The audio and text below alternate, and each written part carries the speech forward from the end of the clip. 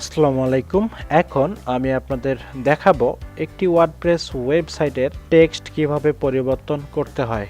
তো ধরেন এইটা হলো একটা হেডিং টেক্সট, হ্যালো আমির। ক্লায়েন্ট বলেছেন যে এই হ্যালো আমির যে টাইটেলটা রয়েছে এইটা আমাকে চেঞ্জ করে দাও। তো সেক্ষেত্রে আপনারা কিভাবে চেঞ্জ করবেন, তো আমি এখন সেটাই দেখাবো।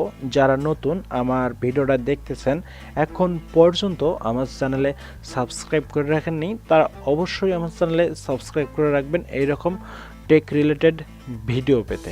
এবং একটু অপেক্ষা করুন, আমি ফিরে আসতেছি ব্রেকের পর।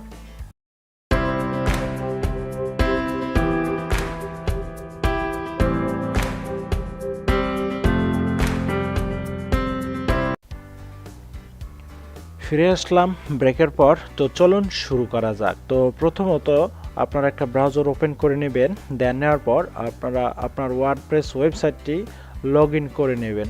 তো আমি সময় বাঁচানোর জন্য আমার ওয়ার্ডপ্রেস ওয়েবসাইটটি আমি লগ ইন করে নিয়েছি। তো দেখতেই পাচ্ছেন এটি হলো আমার ওয়ার্ডপ্রেস ড্যাশবোর্ড। দেন এখান থেকে জাস্ট আপনারা চলে যাবেন এই প্লাগইনসে। দেন প্লাগইনসে যাওয়ার পর অ্যাড নিউ এ ক্লিক করবেন, অ্যাড নিউ প্লাগইনে ক্লিক করার পর এরকম ইন্টারফেস আসবে। তারপর আপনারা চলে যাবেন সার্চ বারে, গিয়ে লিখবেন ইনসার্ট, লেখার পর ইন্টার ওকে করবেন। ইন্টার ওকে করার পর এরকম প্লাগইনস আসবে। দেন এখান থেকে আপনারা এই যে ইনসার্ট হেডার অ্যান্ড ফুটার এই প্লাগইনটা ইনস্টল অ্যান্ড অ্যাক্টিভ করবেন। তো আমি ইনস্টল নাও বাটনে ক্লিক করলাম। ক্লিক করার পর এইরকম অ্যাক্টিভ বাটন আবারও শো করবে। দেন এখান থেকে আপনারা অ্যাক্টিভ করে নেবেন। নেওয়ার পর আমি একটা জাভাস্ক্রিপ্ট কোড দিব, এইটা হলো জাভাস্ক্রিপ্ট কোড, এইটা আমি কমেন্ট বক্সে দিয়ে দেব, আপনারা সেখান থেকে নিয়ে ইউজ করবেন। তো আমি আবারও চলে গেলাম ওয়ার্ডপ্রেস ড্যাশবোর্ডে।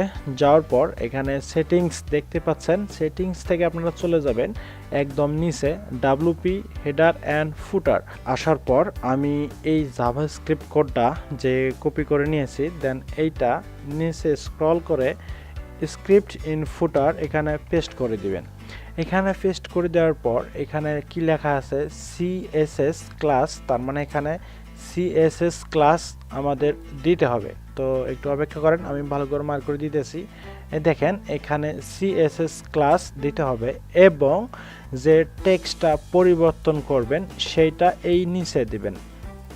তো আশা করি বুঝতে পারছেন। তো চলেন আমরা প্র্যাকটিক্যালি দেখি।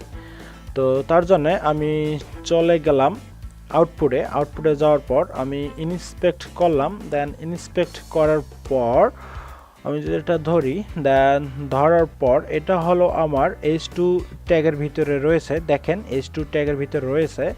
তো আমি আবারও চলে গেলাম সেই কোডে যাওয়ার পর এখানে যেহেতু আমাদের ক্লাস নাই, সেহেতু আমরা এখানে ডটটা তুলে দেব।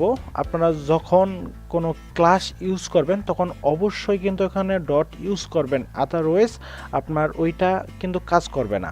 তো যেহেতু আমরা H2 নিয়েছি সেহেতু এটা কিন্তু একটা ক্লাস না, এটা একটা হলো হেডিং। দেন আমি এখানে H2 দিলাম এবং এই যে হ্যালো বস, দেন এখানে কি লেখা রয়েছে, এখানে লেখা রয়েছে হ্যালো বস। এখন এইটা আমি চেঞ্জ করব। তো আমি এই হ্যালো বসের জায়গায় আমি যদি হ্যালো আমির দেই, তাহলে আপনার ওই হ্যালো বসের জায়গায় এখানে কিন্তু ওখানে মানে আউটপুটে কিন্তু হ্যালো আমির চেঞ্জ হয়ে যাবে।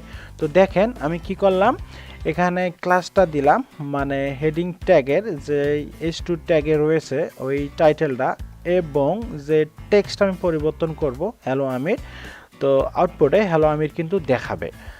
তো আমি সেভ চেঞ্জে ক্লিক করলাম। সেভ চেঞ্জে ক্লিক করার পর আউটপুটে গিয়ে আমি যদি একটা রিলোড দেই, তো কন্ট্রোল আর চেপে আমি রিলোড দিলাম। দেওয়ার পর দেখবেন আপনারা এক পলকেই হ্যালো আমির টেক্সটটা পরিবর্তন হয়ে গেছে।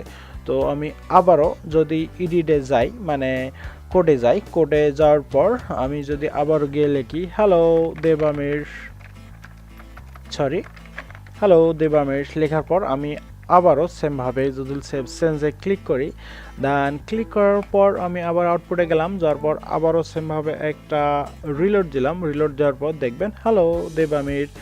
তো আশা করি বুঝতে পারছেন যে কিভাবে একটি ওয়ার্ডপ্রেস ওয়েবসাইটের টেক্সট পরিবর্তন করতে হয়। তো ভিডিওটা দেখার পর যদি বিন্দুমাত্র হেল্প হয়ে থাকে তাহলে অবশ্যই একটা কমেন্ট করে জানাবেন এবং ইউটিউবে বা ফেসবুকে যারা দেখতেছেন তারা আমার ইউটিউব চ্যানেলে এই রকম টেক রিলেটেড ভিডিও পেতে সাবস্ক্রাইব করে রাখবেন এবং এতক্ষণ ভিডিওটা দেখার জন্য অসংখ্য ধন্যবাদ।